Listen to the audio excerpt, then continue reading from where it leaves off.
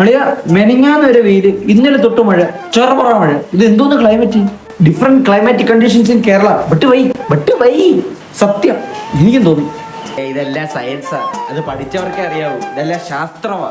ഇത് അതൊന്നും അല്ലളിയ, ഇത് ദൈവത്തിന്റെ ഓരോരോ കളികളാണ്. നമ്മുടെ ഹിന്ദു ഐതിഹ്യത്തിൽ പറയുന്നത് ഇന്ദ്രദേവനാ മഴ കൊണ്ടുവരുന്നതെന്നാ. ദൈവമൊന്നും ഇല്ലളിയ, ഇതൊക്കെ സയൻസിന് തീർക്കാൻ വേറൊരു സാധനം ഈ പ്രപഞ്ചത്തിൽ ഇല്ലാത്തതുകൊണ്ട് തന്നെ ആൾക്കാർ ഉണ്ടാക്കി വിട്ടത് ഓരോന്ന് സൂപ്പർ നാച്ചുറൽ പവേഴ്സ്. നമ്മളൊക്കെ മറ്റേ കൂട്ടത്തിലുള്ള ഏത്തേസ്റ്റ്, നിരീശ്വരവാദികൾ. മിണ്ടാരി ദൈവകോപം കിട്ടും. പിന്നെ നീ ഒന്നും ഇവിടെ ഒന്നും ഇരിക്കത്തില്ല. ഓം നമശിവായ. അറിവില്ല പൈതലാണേ. ഇതൊക്കെ നിന്നെ പോലെ മണ്ടന്മാരെ പറ്റിക്കാനാ. നമ്മളെ പോലെ ജീനിയസ് തിങ്കേഴ്സിൻ്റെ ഒന്നും വരത്തില്ല. ഞാനൊരു എക്സാമ്പിൾ പറയാം.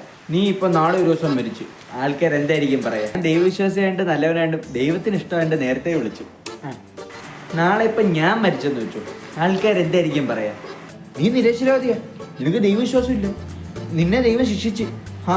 എല്ലാത്തിനും ഇവർ ന്യായം കണ്ടുപിടിച്ചിട്ടുണ്ട്. ഒന്നിനും സയന്റിഫിക് റീസൺസ് ഇല്ല. എല്ലാം സയൻസാ. എല്ലാം ഉണ്ടായിരിക്കുന്ന സയൻസിലൂടെ. ശരിയാ, നീ പറഞ്ഞതിൽ കാര്യമുണ്ട്. നമ്മളെപ്പോലുള്ളവരൊക്കെ ഉണ്ട് ഇവിടെ. നിനക്ക് അടുത്ത ആഴ്ച പരീക്ഷയില്ലടാ, അമ്പലത്തിൽ പോയിട്ടോടാ.